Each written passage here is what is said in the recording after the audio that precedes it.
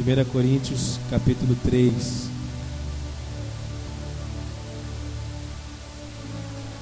A partir do verso 7.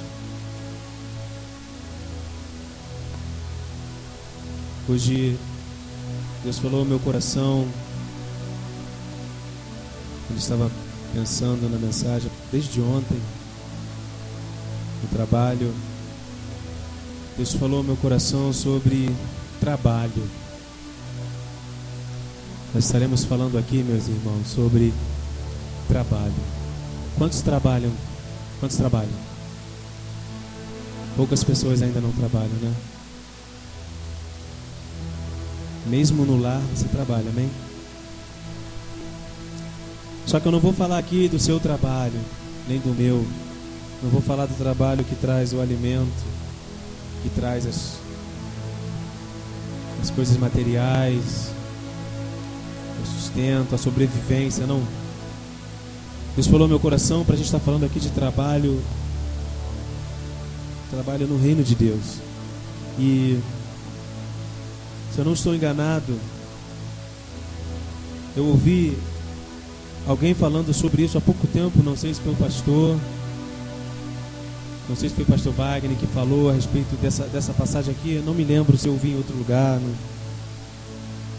numa mensagem na internet, não me lembro também. Só sei que ardeu o meu coração para falar sobre trabalho no reino de Deus, né? E Deus veio confirmando durante a semana. E ontem eu comecei a escrever alguma coisa e hoje completei. Eu gostaria que você prestasse atenção nessa mensagem, porque eu achei bem importante para nós nessa noite. Então está lá no capítulo 3 de 1 Coríntios, a partir do versículo 7. Na minha tradução diz assim: de modo que não importa nem o que planta, nem o que rega, mas sim Deus que dá o crescimento. O 8 diz: pois não existe diferença entre a pessoa que planta e a pessoa que rega. Deus dará a recompensa de acordo com o trabalho que cada um tiver feito. Porque nós somos companheiros de trabalho no serviço de Deus, e vocês são o terreno no qual Deus faz o seu trabalho. Obrigado, Senhor, pela tua palavra. Fale os nossos corações em nome de Jesus. Irmãos, Paulo falava para a igreja de Corinto nessa época aqui, nesta ocasião desta carta. Quem já leu, quem ainda não leu, leia. Você vai ver que ele estava aqui alertando o povo a respeito de discussões bobas que estava tendo dentro da igreja. Quem já leu aqui sabe do que eu estou falando. Eles queriam dizer que era de Apolo, outros queriam dizer que era do próprio Paulo. Eu sou de Apolo, eu sou de Paulo.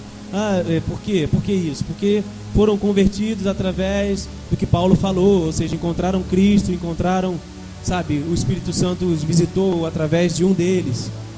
Como se fosse hoje uma pessoa que vai a uma igreja e fala: olha, pastor fulano de tal, ele orou por mim e eu recebi Cristo. Eles estavam nessas discussões, né? Não tem pessoas aí que gostam, que defendem lá o seu pastor com os dentes, mais ou menos desta forma. Tem umas até que acham que o pastor tem mais poder do que o outro, né? E aí eles estavam nessa mesma questão, discutindo a respeito de quem era de quem. Esse era o contexto desta carta. E vai chegando mais à frente, Paulo vem dando, aquela orientação: olha, parem com isso, não é bem assim. Como se dissesse: quem sou eu para vocês dizerem que são meus? Quem é Apolo? Quem é o pastor fulano de tal? Quem é o apóstolo fulano de tal? Para as pessoas estarem dizendo assim que eu sou de fulano, eu sou de ciclano. Mas eu não quero ficar entretido, não quero ficar preso a essa. Eu quero ir mais à frente. E chegando lá no versículo 7, eu vejo aqui Paulo falando de trabalho. E como eu perguntei aqui quantos trabalham, muitas pessoas levantaram as mãos, porque nós trabalhamos. Foi ali a consequência do erro do homem no jardim do Éden, para que nós pudéssemos sobreviver. Deus falou o que para Adão? Comerás o suor do seu rosto. Então por isso hoje nós trabalhamos para poder sobreviver. E o mundo todo trabalha. Só que nós trabalhamos e o mundo trabalha, quando a gente fala no âmbito terreno, para a sobrevivência, para vestir, comer. Só que quando Paulo fala aqui desse trabalho, ele está dizendo de algo muito mais importante do que o comer, beber e vestir. Muito mais. Paulo está falando aqui de reino, Paulo está falando aqui de futuro, sabe? De resto da vida, para o resto da vida. E aí ele começa aqui no versículo 7, olha, não importa quem está plantando, ou seja, está dizendo para eles, não importa quem pregou o evangelho para você, quem orou e você foi curado, não importa quem orou e o seu ente querido ressuscitou, não importa. Não importa quem pregou o evangelho e depois quem veio ensinando. Não importa quem está com o microfone pregando ou quem vem limpando os bancos ou o chão da igreja. Não importa. Quem planta e quem rega não tem a menor importância. O importante é Deus que dá o crescimento, que dá a vida. Sim ou não? É isso que ele está falando para aquele povo. E aí começa a questão do trabalho no reino de Deus. Eu não estou falando de trabalho na igreja. É lógico que vão se cruzar essas linhas em algum momento, mas eu não estou falando aqui de trabalho na igreja. Porque se você chega para mim e fala, olha pastor, eu abro e fecho a porta da igreja, é um trabalho? Mas se você chega antes de todo mundo e abre, e depois que todo mundo vai embora você fecha, e ninguém estiver pelo menos vendo ali o seu testemunho, é até um trabalho, mas para o reino está significando o quê? Abrir e fechar a porta da igreja. Não muita coisa, né? Pode até ter o seu zelo ali, mas para outras vidas, para alcançar outras vidas, se ninguém souber que é você que abre e fecha, não vai adiantar muita coisa. Então, estamos falando aqui de trabalho no reino. E no versículo 7, a gente vê um grande problema que temos hoje, que são as funções diferentes de trabalho na igreja. Temos a mania de achar que o trabalho do pastor é maior. Eu não quero falar aqui de importância. É muito importante o pastor que ensina, que prega, que doutrina. Mas para Deus, em âmbito de reino, em âmbito se pensarmos em engrenagem, se pensarmos em um funcionamento de algo que se o carro estiver faltando ali uma peça, ele não funciona. Se estivermos pensando nisso, não poderemos nunca colocar o trabalho de um pastor acima do trabalho de um obreiro, por menor que seja. Porque tudo é um conjunto, amém, irmãos? Mas nós temos a mania de acharmos que tem essa diferença, tem essa escala de diferença. Tem esses degraus, né? Esses degraus que um está lá em cima, o outro está aqui embaixo, que não é importante. E Paulo está dizendo claramente aqui. Porque se chegarmos aqui atrás, no terreno, e se o pastor chegar ali e plantar, irmãos, uma semente de feijão, vai nascer feijão? Sem ninguém regar? Vai. Graças a Deus o nosso clima é bom, qualquer chuvinha que bater ali vai.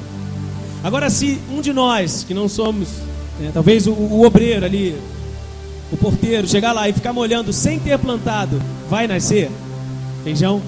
Não, vai nascer mato. É importante o trabalho do pastor? Sim. Mas quando colocamos em reino, quando colocamos no patamar de Deus, ele vai achar importante o obreiro que varre o chão e o pastor que prega a palavra. E quando se fala em ganhar almas, e quando se fala em acrescentar almas para a igreja, aí Paulo diz assim, nenhum dos dois tem importância. Nem o que prega, nem o que limpa o chão. O importante é Deus que traz a alma. até a igreja, até o Espírito Santo, até Cristo. É Ele quem acrescenta. Não é o falar bonito ou o tocar afinado, é Deus. Mas nós gostamos de dividir. Costumamos achar que há cargos e cargos. E qualquer trabalho que é feito no reino, e aí estamos esbarrando de novo na igreja, é importante sim. O que você faz na igreja? O que você faz no reino? É importante sim. É toda uma engrenagem, é toda uma estrutura, alguém precisa fazer. No versículo 8 ele continua dizendo que somos todos iguais. Que qualquer função que é desempenhada no reino é igual. Ele diz aqui, pois não existe diferença entre a pessoa que planta e a pessoa que rega. Deus dará a recompensa de acordo com o trabalho que cada um tiver feito. Não é a diferença social que temos, de repente, lá no seu trabalho, que o presidente da sua empresa, o dono, recebe muito mais do que você. Aqui, Paulo não está falando de cada um receberá de acordo com o seu trabalho, se um é presidente, executivo e o outro é os serviços gerais, não. Ele está querendo dizer que cada um, o que você tem que fazer? O que você faz? Você é o camarada lá que empacota? Se você faz aquilo ali 100% e o presidente trabalha relaxosamente, ele vai receber de acordo com aquilo, com relaxamento, e você vai receber de acordo com os seus 100%, com a sua dedicação. Ele está falando disso, e no reino de Deus é assim. O pastor que prega e o obreiro que estaciona o carro, que fica ali na porta, ali recebendo os irmãos. Quem é que está fazendo com 100%? Quem é que está fazendo com dedicação? Esse vai receber de acordo com o seu trabalho. E aí eu vi uma coisa que ficou gravada, né? A gente já está até acostumado a ouvir, mas quando você ouve de outra pessoa assim, as pessoas querem Deus, nós queremos Deus, amém? Nós queremos ser cheios, amém? Quantos querem ser cheios de Deus? Só que nós não sofremos para isso. Nós não pagamos o preço. Nós queremos ir no fast food. Não queremos ter trabalho. É como se você quisesse ser forte, musculoso e não fosse à academia malhar. Ou não trabalhasse seus músculos. É como... Tem tantos exemplos que podemos citar. A gente quer Deus, mas a gente não quer ter o trabalho de achá-lo nas Escrituras, em oração, em santificação. Eu ouvi isso e fiquei pensando no reino de Deus. Nós queremos salvar o mundo. Quantos querem salvar o mundo? Eu quero. Só que a gente não faz esse trabalho. A gente prega muito mal lá no nosso trabalho quando alguém chega e fala. É lógico que eu não estou generalizando, meus irmãos, que eu sei que tem gente aqui que abre a boca mesmo e fala de Deus mesmo no seu trabalho. Continue assim, meu irmão. Mas como você pode querer salvar os seus, os de casa, os do trabalho, os colegas da escola, se você não abre a boca, você não trabalha? Qual é o seu trabalho no reino? Sabe? E para trabalhar, qualquer trabalho cansa. Até o trabalho que você só fica olhando, sentado, você vai cansar daquilo dali.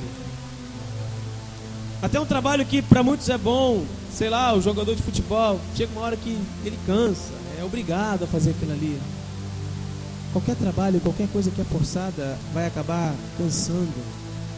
E não é diferente para quem quer buscar, para quem quer pregar, para quem quer expandir o reino, não é diferente, fora, né, as dificuldades que o inimigo vem colocar no nosso caminho. No versículo 9, Paulo começa falando: porque nós, a igreja, e aqui eu vou atualizar, nós, a igreja, Nós somos cooperadores. Nós somos trabalhadores no serviço de Deus. Eu e você somos trabalhadores no serviço de Deus. Uns trabalham mais do que outros. Tem gente que colocou o nome lá na relação, está recebendo o salário e nem trabalha, mas está lá o nome. Mas você é um cooperador, você é um trabalhador. Trabalhadores, cooperadores no serviço de Deus. E o mundo é o terreno. O mundo é o terreno que nós vamos trabalhar. Aí ele diz aqui na minha tradução: aonde Deus faz o seu trabalho. É Deus que faz, né? Ele só precisa te usar. Ele só precisa ter você como ferramenta. É Ele que executa a missão de ir lá buscar os perdidos. Mas Ele precisa que você pregue. Ele precisa que você tenha o testemunho. Ele precisa que você dê o testemunho. É isso que Ele precisa. Nós somos uma enorme engrenagem, um enorme quebra-cabeça. E se faltar uma peça, vai fazer falta. Se faltar uma catraca, uma porca, um parafuso, vai fazer falta. Então você que está distante dessa engrenagem, volte para essa engrenagem. Sabe, o terreno, a seara, já está aí posta. Mas poucos são os ceifeiros. Qual é o seu cargo hoje no reino de Deus, não na igreja? Qual é a função que você tem hoje no reino de Deus? Pensa aí. O que você tem feito para Deus? O teu nome está lá. O teu nome, a tua ficha está lá no arquivo da empresa. Na empresa que se chama Reino de Deus. E o presidente dessa empresa, que é Deus, ele está lá te pagando todo mês. Você tem direito às suas férias, ao seu 13º. Ele dá até mais, dá até hora extra. E você está trabalhando 100%, 1%, 50% ou 0%. Ou simplesmente não faz nada, só recebe. Só recebe. Eu quero terminar aqui lendo um versículo lá em 1 Coríntios 15.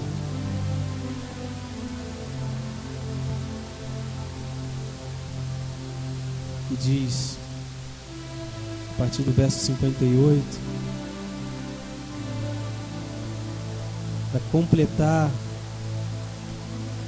ele vai dizer assim: portanto, queridos irmãos, continuem fortes, continuem firmes, ocupados no trabalho do Senhor.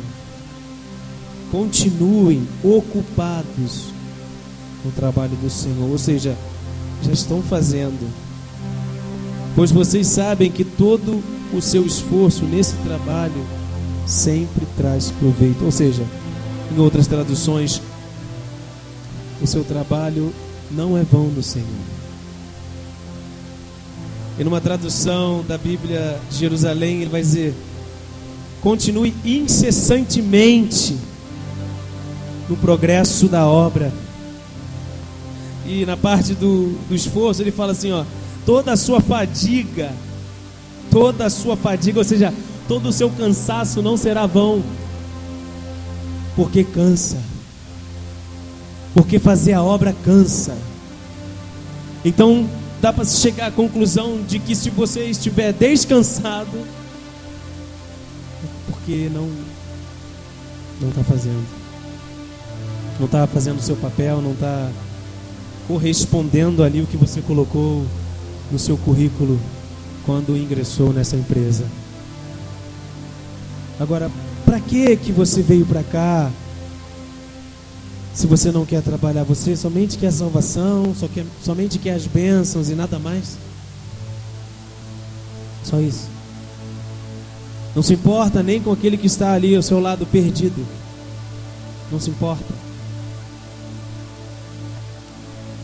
Essa semana recebi uma notícia que a gente escuta, né, de fora, mas quando está perto é bem forte.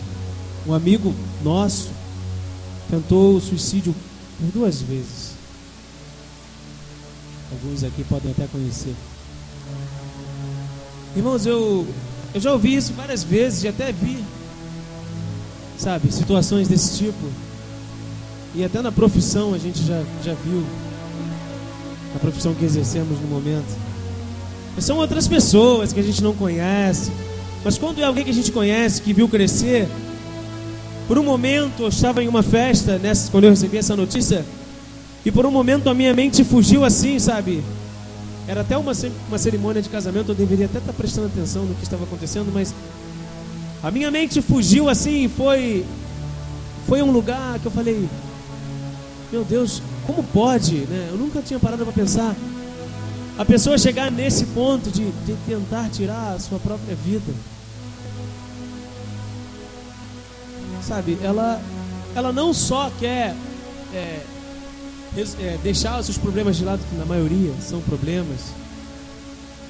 Ela não é só isso, não é só isso. Vou deixar de lado os meus problemas, não aguento mais, é muito problema daqui, é problema de lá. Ou uns faliram, outros deixaram lá, sua mulher deixou seu marido, e aí se vê num desespero, chega numa tal situação que eu acho que antes de tudo ele perdeu o desejo de viver. Quando a pessoa perde o desejo de viver, qual é a saída? Qual é a saída? E é lógico, o diabo se aproveita dessa situação. Na verdade, ele incentiva essa situação. E esse colega nosso, 2 vezes ele tentou o suicídio. E está próximo, sabe? E eu? Qual é o meu papel? Sabe, irmãos, tem gente do teu lado que você diz que é amigo, mas você não fala de Cristo para ele. Será que você crê nesse poder desse evangelho transformador? Porque se você crê, automaticamente você quer rápido tirá-lo de lá, tirá-lo do lugar que está, tirar do vício, tirar das drogas, tirar do engano deste mundo, porque esse mundo engana até a gente. Engana até a gente. Sabe, preso em coisinhas que vão passar e que são simples de serem feitas, simples de deixar de lado. E aí eu fiquei meditando e eu percebi, na verdade eu tenho que cansar um pouco mais, eu tenho que me fadigar um pouco mais, eu tenho que estar sempre ocupado um pouco mais, eu tenho que estar sempre me esforçando um pouco mais. Não pode ter tempo livre para mim, não pode, porque eu conheço muita gente precisa de Deus. Então não existe tempo livre para mim. Eu não vou ficar igual um louco, sabe, um sequelado, um alienado dentro da igreja, ou andando com a Bíblia aberta sem falar com ninguém, não. Mas eu não posso ter o meu tempo livre enquanto eu conheço pessoas que caminham para a morte sem encontrar Cristo. Não dá mais, não temos mais tempo. 235 mortes ou menos, eu não sei direito, de jovens que estavam em um lugar onde o diabo maquinou aquilo ali. Não pense você que o diabo não estava ali por trás. Às vezes a gente esquece que o diabo trabalha para ceifar vidas. Descaso, sim, do poder público, sim, mas ele estava ali lambendo os beiços ali para ceifar essas 200 e tantas vidas de jovens. E a gente está aqui curtindo uma boa música, sabe, colocando um monte de besteira nas redes sociais, que sinceramente eu olho e até eu, quando acho graça de alguma coisa e meu dedo coça para compartilhar, eu fico... A gente perde muito tempo. O diabo trabalha e os seus adeptos trabalham. Eu estava consertando o meu carro e não consegui, mas estava tentando ali numa oficina em que o camarada ele vai para o terreiro lá, Candomblé, e ele foi ao centro da cidade só para comprar uma calça branca que ele precisava. Foi ao centro da cidade para comprar uma calça, porque ele precisava daquela calça nova para tal dia. E ele me falou isso. Eles fazem, eles trabalham, e nós, irmãos? Então eu quero te fazer uma pergunta para não ser respondida. Qual é o teu trabalho no reino? O que você está fazendo até agora? Se você não faz nada no reino, pelo menos faça na igreja. Procure alguma liderança, procure pastor, procure... O que tem para eu fazer? Em que eu posso ser útil? Vai fazer. Vai fazer alguma coisa. Sabe, porque Deus te deu um talento e um dia Ele vai te cobrar, cara. Ele vai te cobrar. Ele vai perguntar, onde é que está? Você vai falar o quê? Que enterrou? Vai falar o quê? Que perdeu? Vai falar que não ganhou também? Não, Deus deu um talento para cada um. A Bíblia diz isso. E o que você vai falar, meu? Olha ao seu redor. Por que a igreja não está como está domingo? Todo mundo estuda, todo mundo trabalha. Não, tem gente que está meio que cansado, ou então está apenas acostumado a estar aqui só aos domingos. Vai lá, anima ele. Liga. Manda uma mensagem para ele. Ao invés de ficar perdendo tempo com bobeiras na internet, manda uma mensagem de Deus direta para essa pessoa. Sabe, peça a direção a Deus, fala, Senhor, dá uma palavra para aquele irmão, abre a Bíblia assim, ó, faz na sorte assim, ó. Faz na sorte. Você que não tem costume de ler a Bíblia, faz na sorte, mas faça alguma coisa para Deus, trabalhe, porque não vai ser em vão, canse, porque não vai ser em vão, todos nós teremos, sabe, um bom salário. Amém, irmãos? Queria que você ficasse de pé nessa noite para a gente orar. Deus é bom, irmãos. Se alguém diz para você que não dá, é mentira. Dá sim. Se alguém diz para você que você não vai conseguir, é mentira. Você vai conseguir sim, porque Deus vai te ajudar. Amém? Você vai sim. A obra é de Deus e você é o trabalhador. Ele é santo. Ele é forte, Ele é bom. Feche seus olhos. Deus, muito obrigado, Senhor, por ter nos escolhido, por colocar-nos, Pai, na sua caixa de ferramentas e com o intuito de nos usar. Eu te peço, Pai, em nome de Jesus, e eu creio que a tua igreja também está pedindo, venha nos usar, Deus. Venha nos usar, porque nós queremos ser usados por Ti. Agora nos ajude, porque somos falhos. Nos ajude, porque se deixar a gente sozinho, a gente não vai fazer, Pai. O mundo, o diabo e seus entretenimentos, eles vão nos cegar, vão fazer-nos ficar parados. E nós queremos nos movimentar. Nos ajude, Deus. Nos ajude, Pai. Porque nós estamos aqui foi por causa do Teu amor. Nós hoje somos livres, foi porque um dia o Senhor nos amou. O mínimo que temos que ser é gratos a Ti, é o mínimo, é o mínimo, é o mínimo, Senhor. Nos capacita, Deus. Abra os nossos olhos e a nossa mente. Tire de nós tudo que não provém de Ti, Pai. Limpe-nos, purifique-nos, santifica-nos. Grande é o Senhor e os seus benefícios.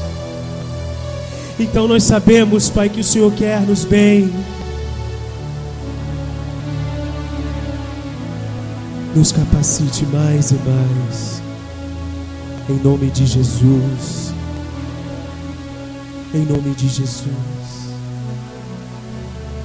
Receba do Senhor capacitação nesta noite.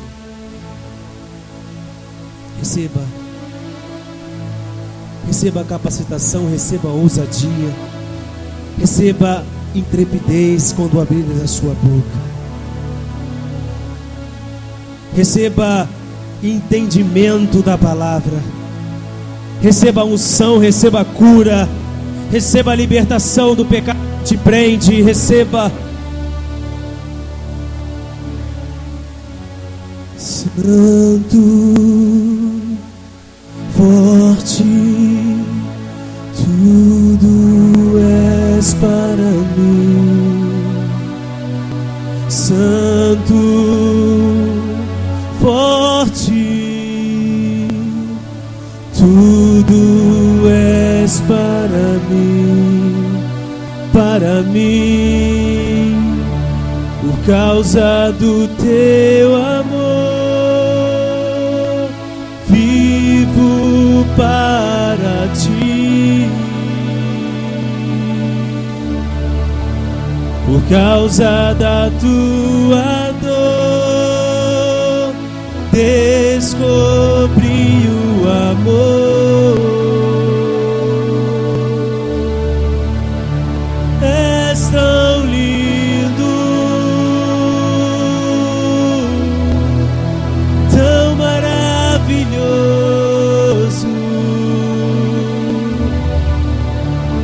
És tão lindo, tão maravilhoso, Deus.